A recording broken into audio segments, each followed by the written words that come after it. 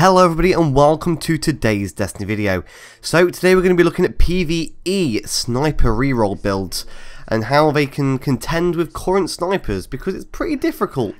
So if you're after a PvE sniper, then to be honest you shouldn't even watch this guide. You should go and play Crota's End and go grab yourself a Black Hammer. It's probably one of the better PvE sniper rifles, if not the best. And if you haven't got one of these, then something like the Paradif Revenge is a good other end of the scale sniper rifle just because of that Firefly, which you can't really get on other snipers. So apart from that, you want to be looking at snipers with reasonably high impact and reasonably high stability. Now these are reasonably difficult to find. You also want a little bit more in the magazine as well, just to take care of the ammo problems you'll encounter in PvE. Also, as Black Hammer has the perk White Nail, you want something similar to that as well, which is triple tap. You can get that perk. So we're going to have a look first of all at everything you can buy in the tower. I'm not going to go to each individual vendor like I did last time, just because most of the guns are just not worth buying. So let's start with Future War Call, which I don't actually own myself. This gun again is subpar. The impact isn't very good.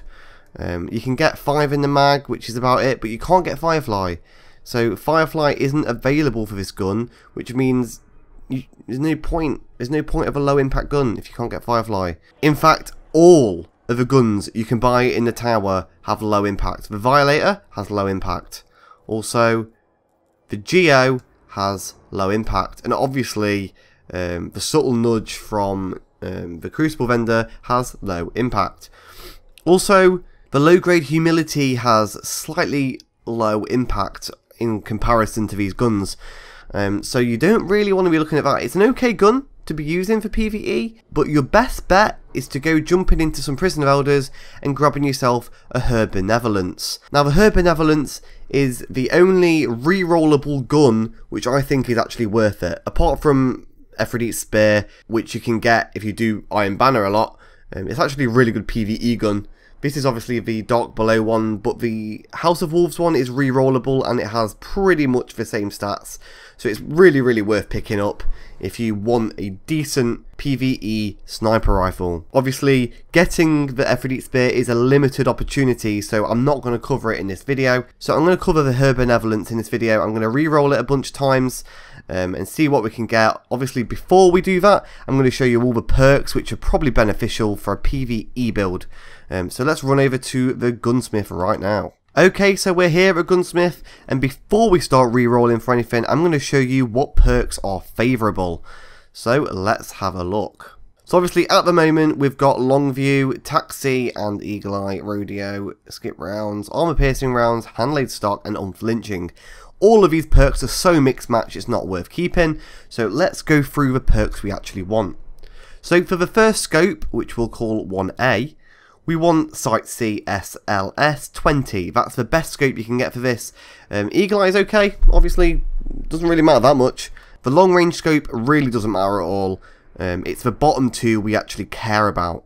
So the next one down, if you want a decent medium range scope, then you want the Longview. However, if you don't manage to roll the ambush scope like I haven't here, you want Short Gaze to appear here, not the Longview SLR10. However, if you did get the ambush scope here, then it's probably best to keep something like the Longview SLR10 on this one. Obviously you can't choose, it's random, but that's the best kind of combination you can get.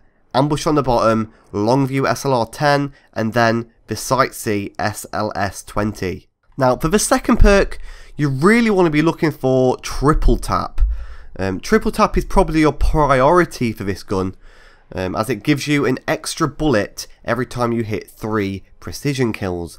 Now it's nowhere near as good as White Nail on the Black Hammer, it's like maybe its little brother. So you want to be trying to roll for Triple Tap, or Outlaw for that quicker reload, or Spray and Play for that quicker reload again.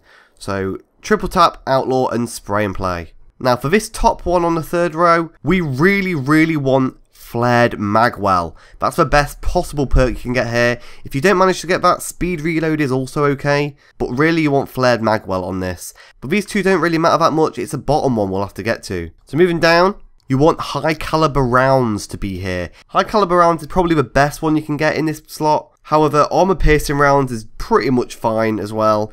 Along with single point sling, they're both good. So in this slot, you kind of want high caliber rounds in the top priority, and then armor piercing, and then single point sling. And then on the final one in this row, you really want casket mag.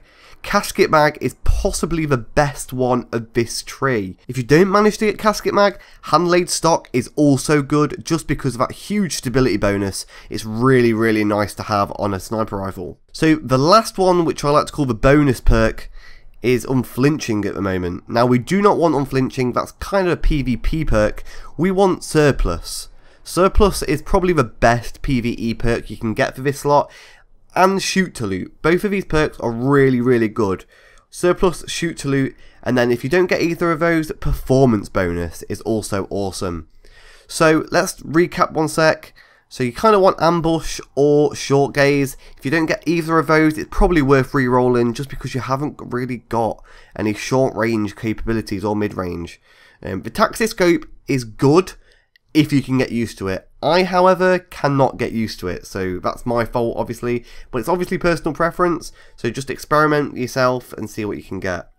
Now, this second one here, if you don't get triple tap or outlaw, or even spray and play for that matter, then it's probably worth re-rolling the whole sniper. This perk and the last perk are possibly the most important ones, so if you don't get any bonuses like those, then it's really worth re-rolling your gun again if you don't get any of those priority perks.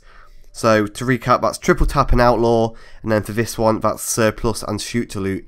If you don't get any of those 4 perks, then re-roll the whole gun. So that's me going through the perks. Let's actually start re-rolling this bad boy and see what we can actually get from it. I will obviously speed up the process and show you what I get from the end result.